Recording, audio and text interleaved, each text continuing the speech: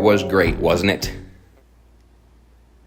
I'm recording this before I have recorded the interview secretly, but I'm going to pretend like I recorded it afterwards and posted afterwards. So, wow, let's everybody reflect on how great that was. No, for real, thank you, Stephanie, for in the future and then eventually in the past meeting with yours truly.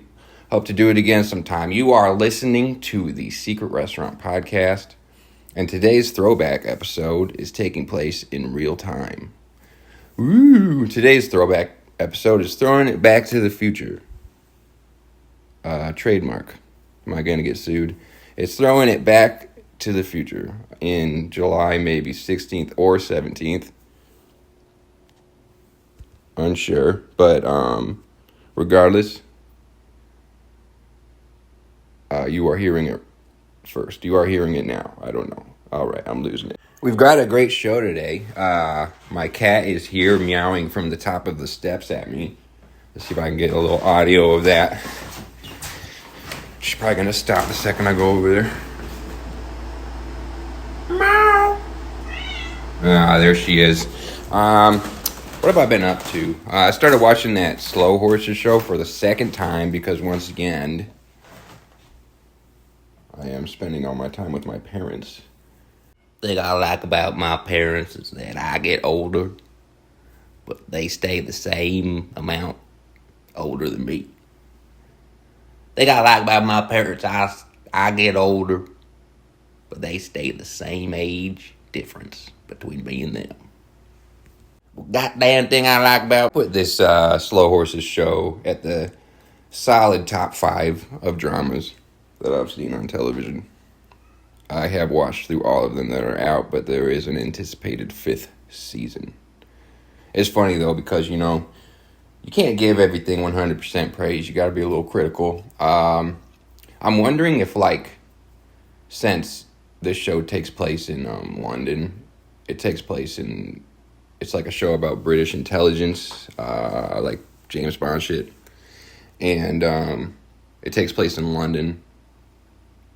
And this second time through watching it, I'm kind of wondering, would this show have the same critical appeal if it were taking place in Chicago or something? And what I mean by that is there's so many instances where it feels like there's literally nothing else going on in all of London except for acts of terrorism and the M16 chasing them. But it's London, I've never been there. It's a place I don't know, so I'm willing to accept that that's totally what it's like. But if it were about the CIA or something, or FBI, I don't know, whatever the equivalent of M16, MI6. If it were taking place in Chicago, I'd be someone would probably be interrupting their surveillance right now. Or someone would honestly be seeing this going on and disrupting it. I don't know how to explain it. Maybe I'm not explaining it very well. I just feel like London, a place I've never been, there's probably way more just ordinary things going on. Or if I were to, for example, say that they made a Slow Horses taking place in Chicago, there will be if the spies were trying to trail someone on foot. Let's say that example, the spies are just trailing someone on foot. I feel like some random dude would start talking to them and trying to sell them a magazine or something. Or they get interrupted. But it seems like the only thing that's happening in all of London are these grand events. I think that kind of changes later on in the series. Am I saying something bad? That sure is a nice headset you're talking into. Would you like to buy a copy of my magazine, Pizza? Pizza Magazine by Secret Restaurant Press, available now on eBay. The summer issue will be out soon. But I feel like people would talk about that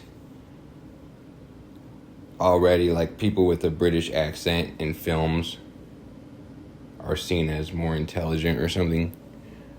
Or maybe it's just different accents in general, but British accents are seen as like academic. And I wonder if something similar is happening here with the Slow Horses, where they're talking in British accents and they're in, the Grand London.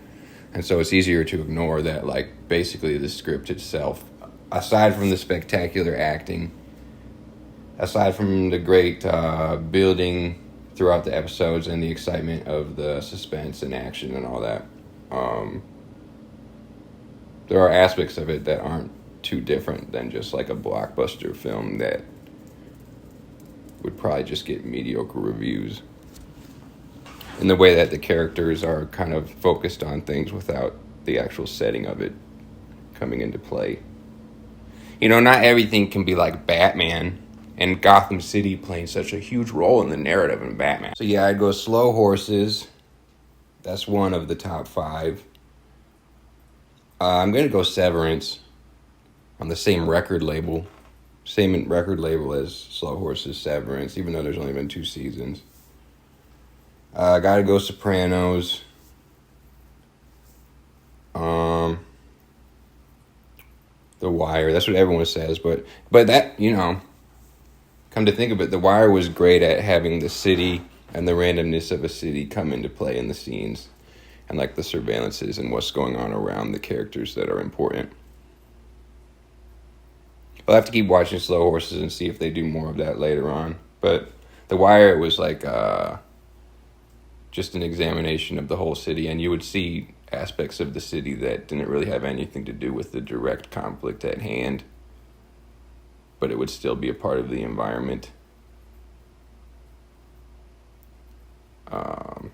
Anyway, that was 4. What's 5? I will say, though, Slow Horses is based on a novel series, too, that I haven't read. But novels are a totally different medium. So if I'm bringing up the same question of like an environment and the reality of it, not on like being critical of shows that are American dialect versus shows that are British dialect, can you have the same criticism of a TV show capturing a city as you might have a novel capturing a city? What if I just sat here in silence for the next 15 minutes and then the episode ended? Pretty good question, but I did name drop Batman, and Batman is a comic book, and they paint the city. The movies do too, but the comic books really paint the city in a way that's like, you get the sense of they had that Penguin show. I feel like Penguin did that. Penguin did a good job of having Gotham be a part of the narrative. Are you awake? Show me your eyes. 4 dramas plus 1. Alright, we got Slow Horses, Severance, The Wire, The Sopranos. This is like the red flags on a date. What are some of your favorite TV programs? Well, I like The Wire, The Sopranos. I think I need to go.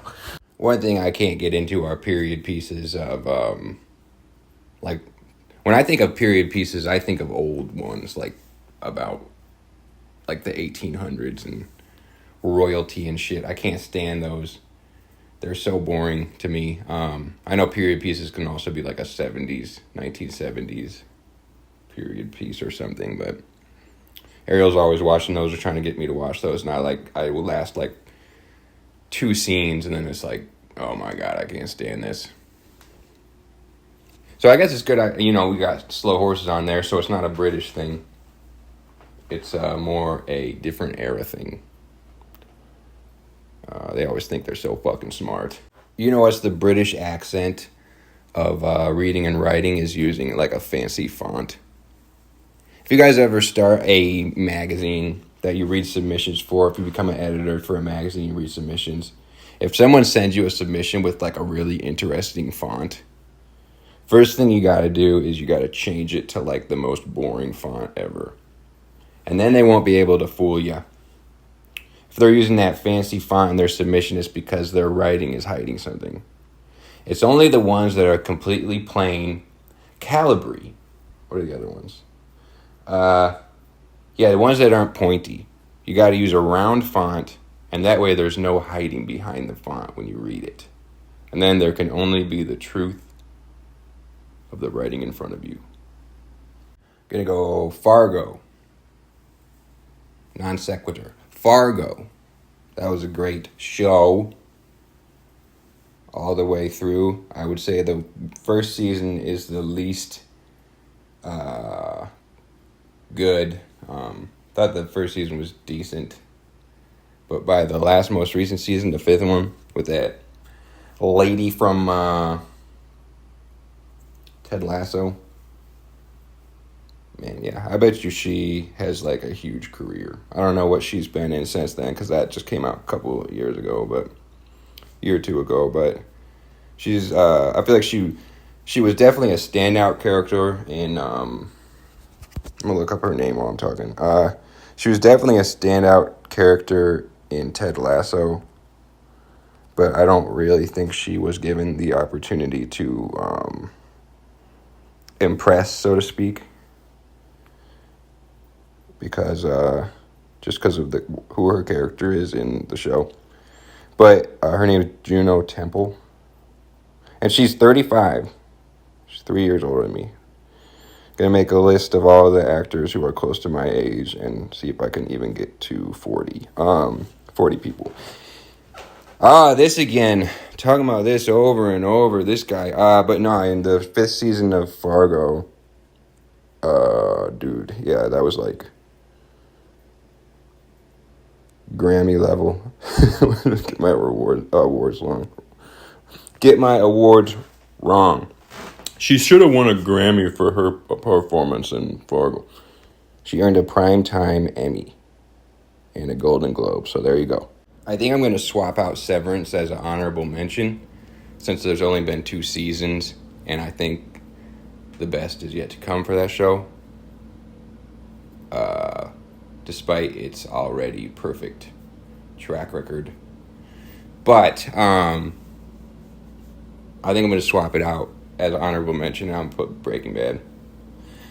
I know those are the stereotypical dude shows. But Breaking Bad was like, I was watching that one on TV live. I knew when the new episodes came out. And it was a big one for me. That was another one was coming out when I was like first starting to write. I feel like a lot of my early short stories when I was in undergrad were trying to be the Midwest Breaking Bad.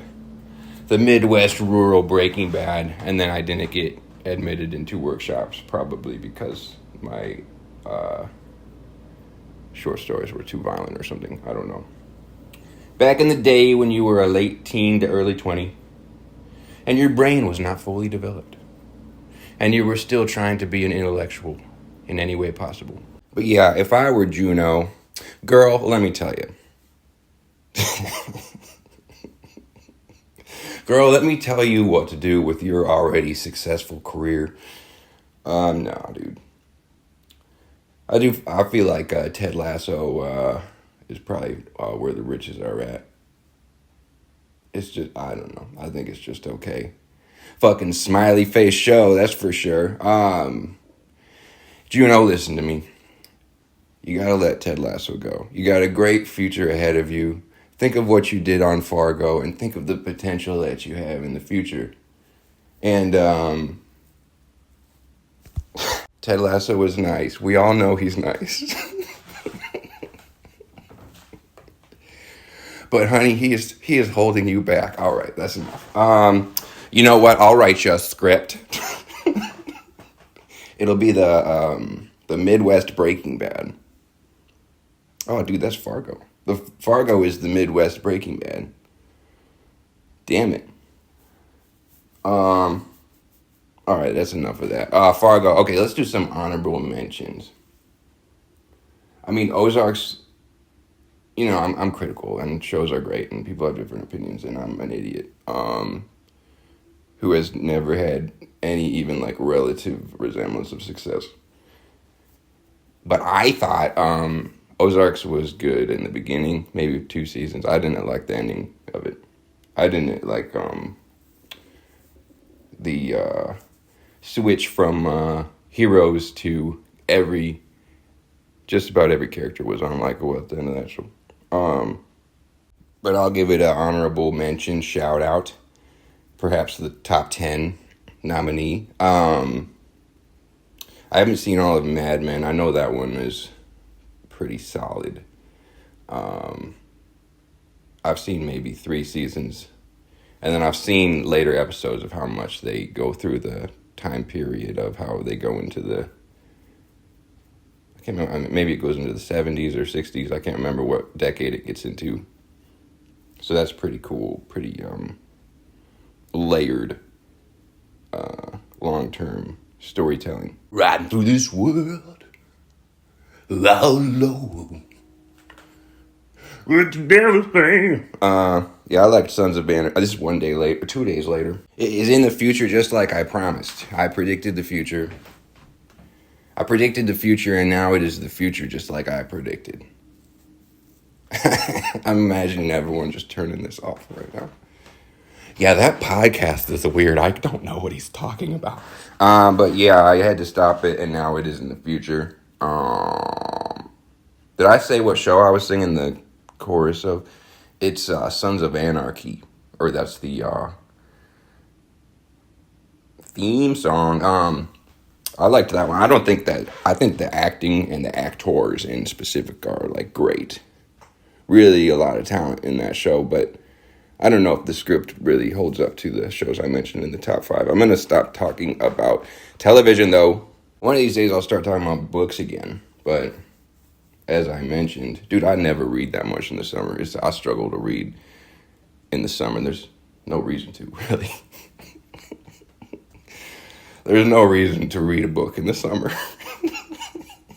That's not true. Next time, I promise next time I got some stuff lined up, but I need to read it. Wow. I do want to specify for people who, don't have 4 months of crippling cold every single goddamn year. The summer, what do the kids say? The summer hits different. So yeah, when that sort of thing happens, your world changes. Quite literally. Not all of us can have a home somewhere else and then just come back and have a nice time in the Midwest, clogging our roads and interstates, clogging our beaches with your stinky, out-of-town demeanors. Yeah, I have a friend, well, I don't know if she listens to this, but I just remember, I think I've given her shit before, and it's not fair, but I had a friend from California who, I remember when we were in the Midwest, she left like a water bottle in her car in the winter, and it like froze solid, which happens all the time. She was like, yeah, I left my water bottle in the car and it like froze. Like, dude, I can't even explain to people. I know it's like a tough guy thing, like bragging about how cold it gets. I'm not trying to do that, but like, not even joking, like people die here. Like people freeze to death in the Midwest, like every year. Like that's how cold it gets. Like people freeze to death, like driving a delivery truck. Like that's how cold it gets. It's not all the time, but it has happened. I'm not trying to make light of that because someone actually did freeze to death driving a delivery truck in the Quad Cities a few years ago, or maybe 5 years ago. People freeze like because they're drunk, leaving the bars, and then they get lost or whatever. Like it happens every year pretty much. Like it's not it gets dangerously cold every single year. So that's just the best time to stay home and read a book. I'm sorry, my mood's all fucked up. I'm not trying to make light of that because it is like super sad and serious. And back when I was in Chicago, dude, I watched this thing on YouTube. So my hometown or home city or home Quad Cities, whatever you want to refer to it. So if people don't know, it's like It's like four cities, or technically it's probably more than that in the Quad City area, but quad cities, four cities.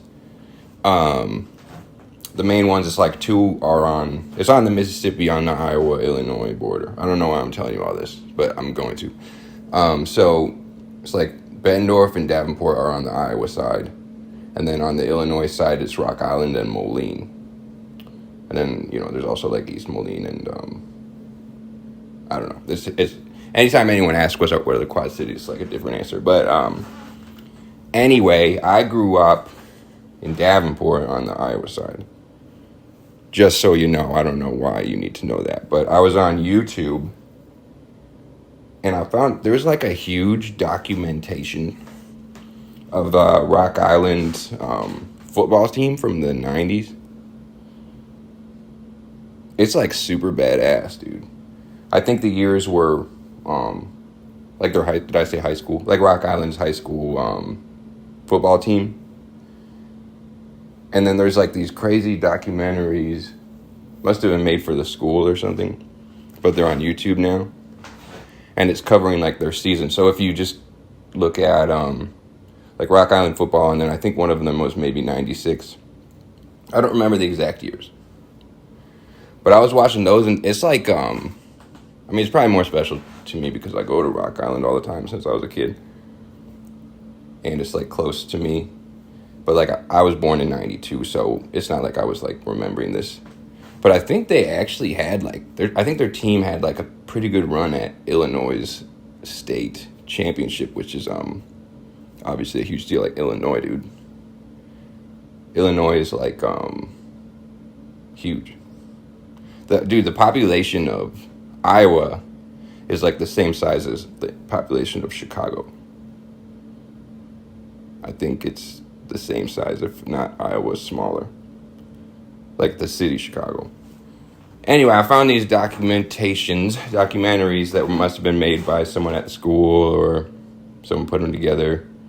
And it's kind of like interviewing the athletes and the coaches at the beginning of the year, and then it's a bunch of highlight reels of 1996 football with their huge shoulder pads and very round helmets and nose guards on the face masks. Kids today, I don't know if they really know what it was like to put on your helmet and you had a nose guard going right down the middle of your face.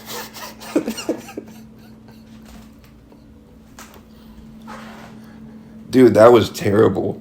I feel like when they were younger, they just gave you that face mask that was like the bar. Like if you, maybe people already know, people older than me know, same age as me know, but younger people maybe don't know. Like the face mask, if you, especially if you play lineman or defensive line, or if they just didn't have enough helmets, the face mask, the bar on it, would literally go right between your eyes.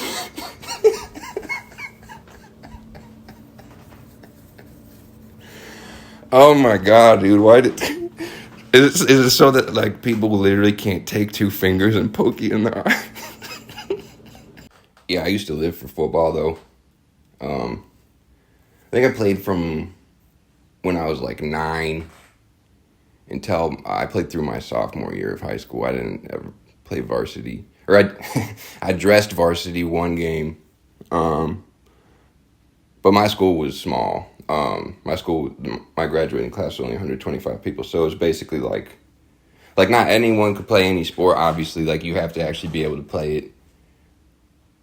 And there were sports you had to try out for varsity, or people got cut or didn't make the team or whatever. But for a lot of things, if you could just do what you needed to do in practice, chances were you were going to make the team. But yeah, my problem was, and I don't know, I feel like saying this, like the varsity coach did ask me to play, but I think the main problem was, and he asked me because I was like lifting weights all summer, and so I think he just saw that I was actually putting in work, and he was like needing people. It wasn't like he was like about to put me in at starting quarterback this year. Look at that spectacular athletic specimen. Because I've always been tall or whatever, but I think in high school, dude, I like probably weighed like 150 pounds. And pretty much my whole career, I played defensive end the most. And then by like the time I was a sophomore, I was going up against dudes who were like 100 pounds bigger than me. And then they kind of started dropping me back, or I was wanting to drop back to outside linebacker more. I loved playing defense, dude. That was my favorite shit, because I was never like super confrontational or trying to get into fights or anything in my life, but I loved playing defense on a football field. I just got to the point where like I don't think I was ever going to be like big enough to play the positions that they were trying to put me. I don't think I would have started. And my school in general, there were a lot of great athletes there. There were a lot of people who like really were gifted. The only sport I played all 4 years was soccer, American soccer, English football, or just world football. That's probably an easy joke to be like, why did Americans get so bold to think that they could invent another football? That's totally different. Yeah, I played soccer all 4 years, and I played golf 1 year, and it was like the most excruciating, horrible time. It wasn't that bad. I just was not very good at it. It's way different playing golf in like a high school setting where you actually have to follow the rules. I didn't even know the rules, dude. One time I putted, because you get into groups of 4 or whatever, just like any golf professional tournament. I think it's 4 in high school, or maybe 3. And I putted into the hole when the flag was still in. And then one of the dudes was like, you do know. Hate that shit. Anytime someone goes, you do know, they should have like a little machine that smacks people when they say that. You do know it's a penalty if you put with the flag in. I don't even know if that's true still. I never looked it up. He could have just said that. It's probably true. He looked like a fucking dork. Should have tackled his ass, honestly. Ooh. Should have fucking roughed him up, dude. I forgot what sport I'm playing. You would have to watch that backswing, though. When you're coming up on him. Getting real low, coming up from behind.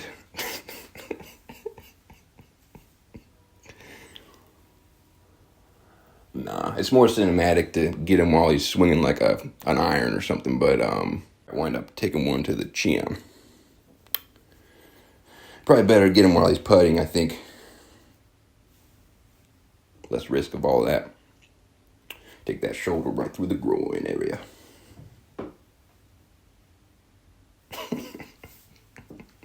Yeah, for all the people out there listening, you gotta take that shoulder right through the hips. Get real low, push with the legs right through the hips. That motherfucker's gonna fold. It's another day later, by the way. Once again, we are in the future. And I guess that's just how it's gonna be from now on. I don't really like the idea of tackling when he's just carrying his bags. Although it would be funny to see the clubs all scatter out. The clubs all fanning out across the fairway. Yeah, probably while he's putting. Taking a couple practice swings. Like a pendulum. Eyes on the cup. Back to the ball. Couple practice swings. If you did it after he putted, then you could like it just rolls shittily. I'm picturing the I feel like after that happens, the ball needs to be rolling somehow. Like he misses it, and then he's got like a look of defeat laying on his dumbass head. That is all I've got today. Everybody join into the song with me. That is all we got today. Thanks for listening. Tune in next week where we keep on doing the same exact thing. I think the throwback episode. Well, we threw it back to the future, and now we're throwing it back to the past. I think it's from November. think it's from November 4th. I think it's from November 4th, 2024. And I think that is going to happen very soon if you are listening to this on Spotify. And if not, you're going to have to go down to the YouTube podcast playlist. You're going to have to find it your own damn self. All right, sorry, thank you. Sorry. All right, gang, thanks for listening and sorry. I'll talk to you guys soon.